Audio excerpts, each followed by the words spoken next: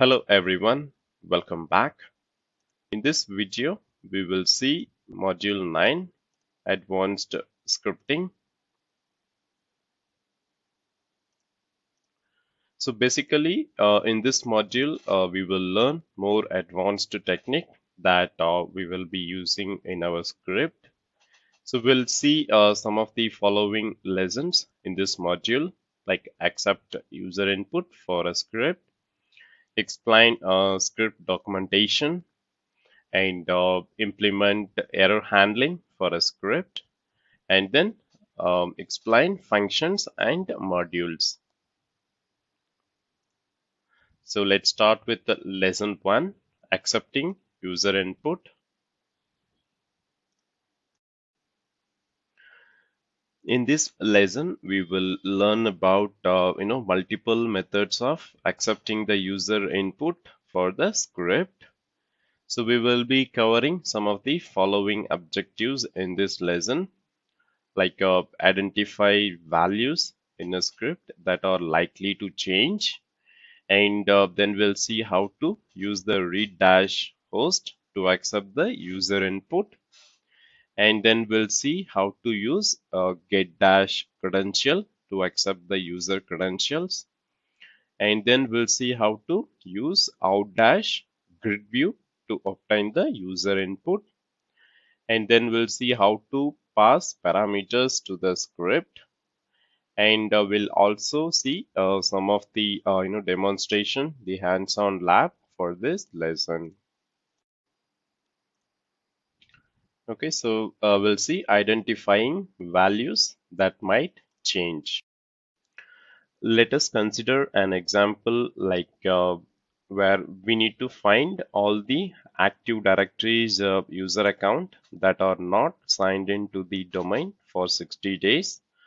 Or let us consider another example like where we need to determine what are the domain controllers that have a specific event in the event log in the previous 30 days. So over the time, it will likely we need to find and use some different variations. So for example, let's consider the other scenario where we need to find all the computer accounts that are not signed in for 30 days, or we need to find specific events in the event log of the particular server other than the domain controllers. So in these examples that I mentioned, so there are some items in the script that will be changing. So the first and a simple way to address this would be, likely we can use these values in the variable, so that we can edit those variable and reuse it based on our requirement. And the best way is to put this variable top of the script so that it can be easily accessible, and we can just modify those variable values as per our requirement, and then we can execute the script. So next we'll see using ReadHost. We can use a read-host commandlet to get input from the user while the script is executing. So to the syntax for the read-host commandlet is like mentioned in the slide, like we'll use the answer as the variable, and we'll use read-host followed by the text, for example how many days. So in this example, it will stop processing the script and prompt the user with the text we mentioned next to the read host. And for example, here it will ask for how many days, and then at the prompt user has to type the value for this variable, and that value will be stored in the answer variable. Also, when we use this read-host and the following text, it will be displayed at the end as the colon. For example, it will display how many days colon, where we have to enter the value for that. But in case if you wanted to avoid that colon, we can use write dash host and read dash host to be combined, as we can see in the following example. Let me quickly show that read host command.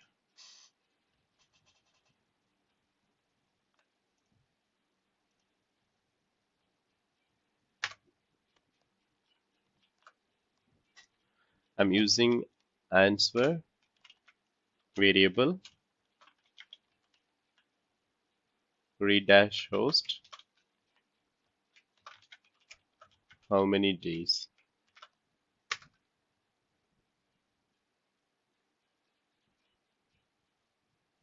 Okay, so here it will you can see it end up with the colon, and it's asking for the value for this variable, and I'm just going to put like 50, and this value will be stored in the answer variable. So if I enter the variable, it will display the value that we have entered.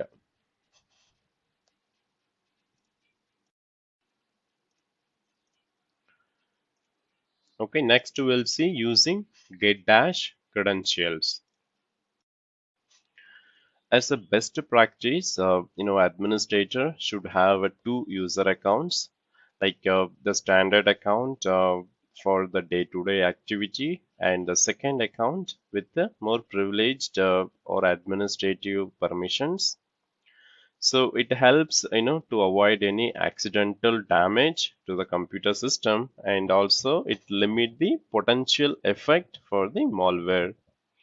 So we can use the get-credential command line, that will help us to use the administrative account while we still logged in as the standard user account in the system or the PowerShell. Also, many the script that we run requires the elevated privilege. For example, if we wanted to, collect ADDS, which is the Active Directory User Accounts report, that might require the administrative privilege. Also, even if you wanted to, query any event logs for the remote computers, and for that also we might require the administrative privilege.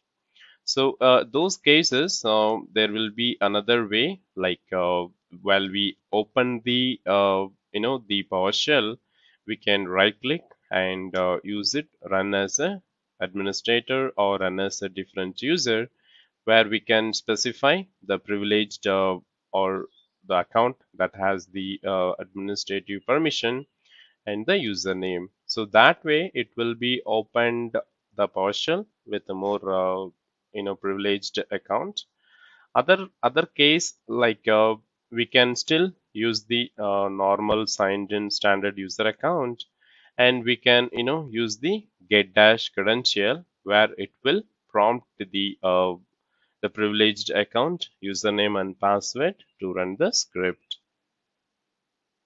So in this example, we are using the cred as a variable to get the credential, which is get-credential.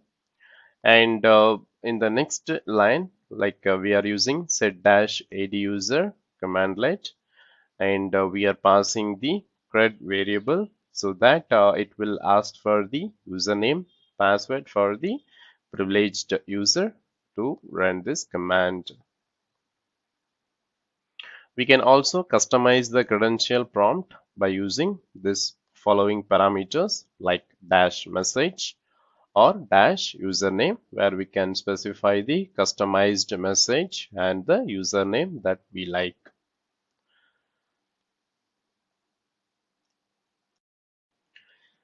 We can also store the credentials securely in a file that's in a XML format to avoid repeatedly entering the username password for the privileged account.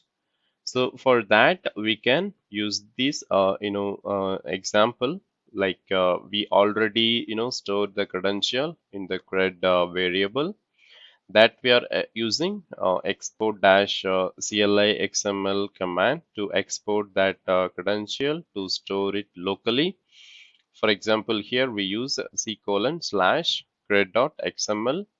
So once we store the credential, it will not ask the credential every time when we use this cred variable. So next we'll see using OutDash grid view. So OutDash grid view is primarily used to view the data. However, we can also use the OutDash grid view to create a simple menu selection interface. So, for example, when we have the variable in this, so like we use selection as a variable, and we also use another variable called users, and we pipe that into OutDash grid view and pass through parameter. So in this example, the array of user account that will be piped to OutDash grid view, and using OutDash grid view, it display all the user accounts that stored in the users variable, and the user can select one or more rows that displays on the menu using OutDash grid view. And once we select one or more rows or value, then click OK, so that the selected values, that rows will be stored in the selection variable.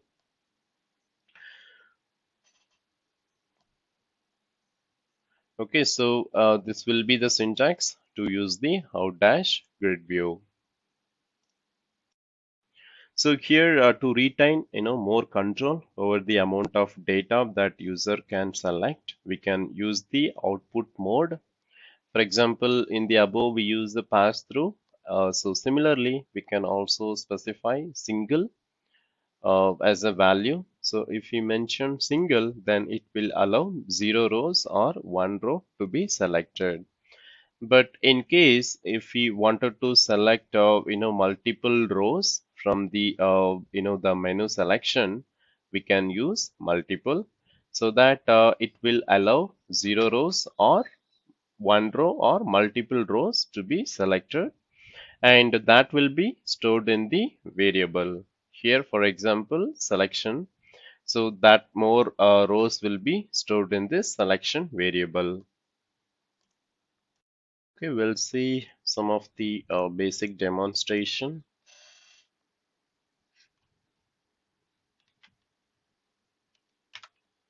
Okay, I'm using days as the variable and using ReadHost. Enter the number of days.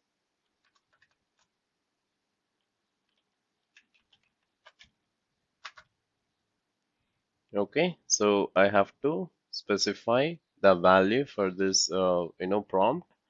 I'll just mention 7.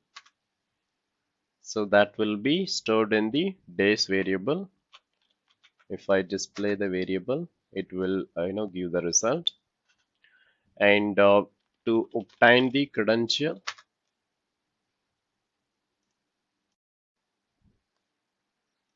we can use the another variable called cred. So here I am getting the credential. So for example, I'll be supplying the administrator credential here.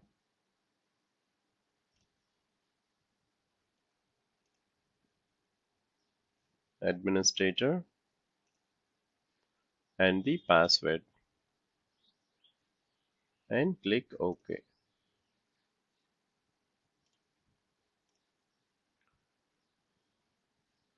Okay, so now the administrator, the more privileged user account details stored in the cred variable, and now I am running cred.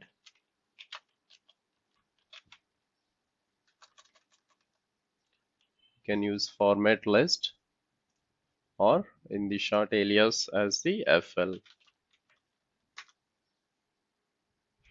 Okay, so we have stored the username and the password as a secure string. So to store this credential into a file, we can use the following command. So we already got the credential and we are going to export into CLI XML format and specify the path, which would be e:09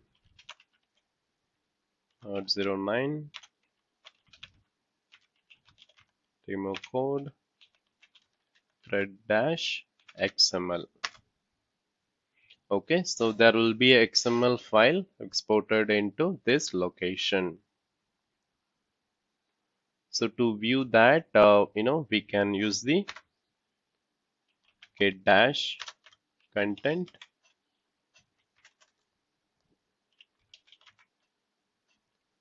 and specify the path, which is demo code thread-xml. So this is the inner file where we have stored the credential.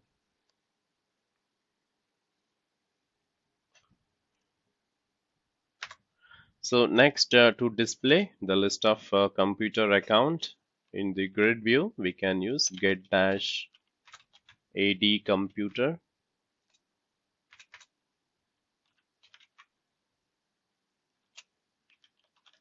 and filter everything.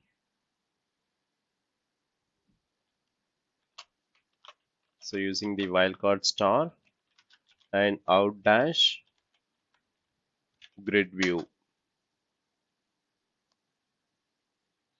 Okay, as we can see, it is displaying the output in the menu based, and here we can select the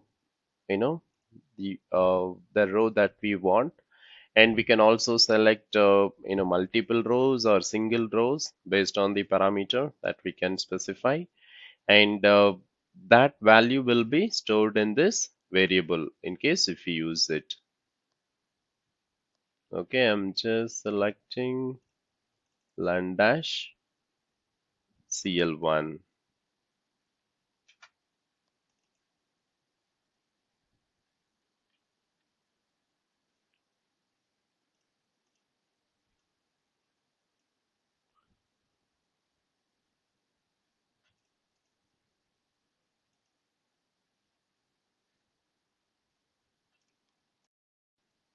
Okay, let me get this into a variable computer equal get-add computer filter, and the parameter I'm going to use single. Okay, now we can see the OK button here, and I'm going to, so it will allow me only to select a single rows. If I mention multiple, then I can select a multiple rows here, but now I could select only one and just select OK. So that value will be stored in the computer variable. So we can see that LAN-CL1 that we have selected in the menu, that gets stored in this variable. Okay, next let's see passing parameters to the script.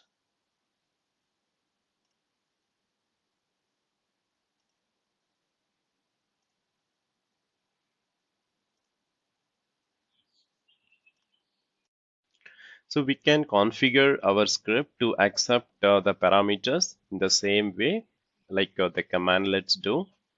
So to identify the variables that will store the parameter value, we can use the uh, the block the name called param and open close parenthesis. The variable name, we can define between the parentheses using this, the syntax. So we can use this following syntax like a param, open parenthesis, and specify the variables like computer name and event ID and the open parenthesis in this example. So to execute, this variable, we have to use this following syntax, like the script and dash computer name that we have defined in the param block, and specify the computer name, and then the event ID parameter, and then specify the value for that.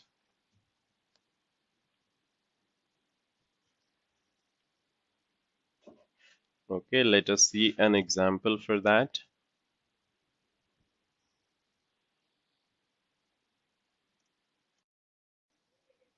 Okay, let me open the PowerShell ISE. Let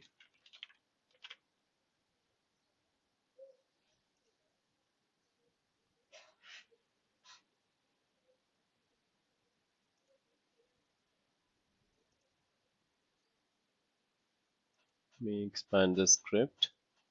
So I'm going to open the script, which is in the E drive, module 9, demo code. This is the PS1. So here in the param open parenthesis, I have mentioned two variable, computer name and event ID. So what it does, it will just write host, the computer name and the event ID. Okay, so let me set location p slash mod09 slash demo code.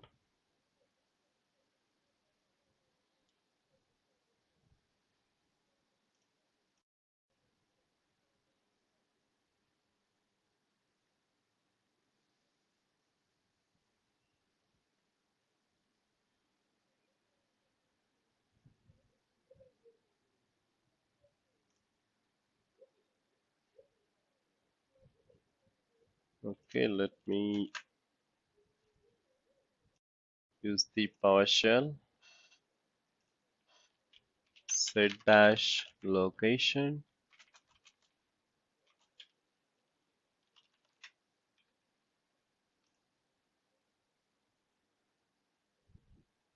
Okay, looks like here I have used a local group. Set dash location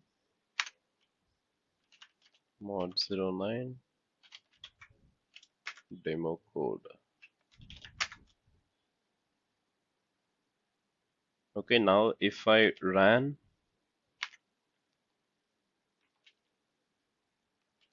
the PS1 space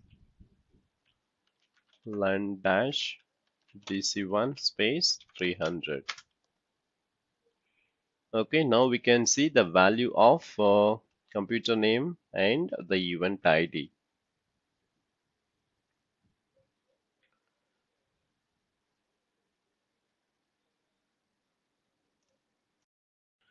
So we can also pass the value by parameter name. For example,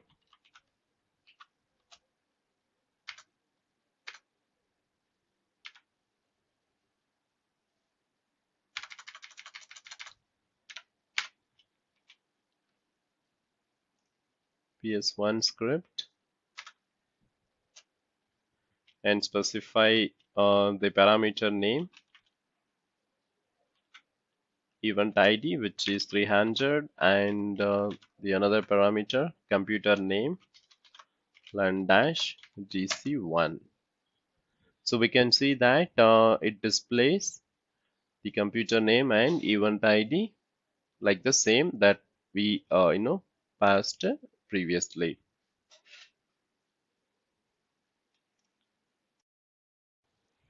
So here we can also define some default values for the parameters, or we can also request a user to enter the input. So for example, here we specified the default value for the computer name, and we also use the read dash host to get the input from the user. Okay, so that's it in this lesson, and I'll see you in the next video. Thank you.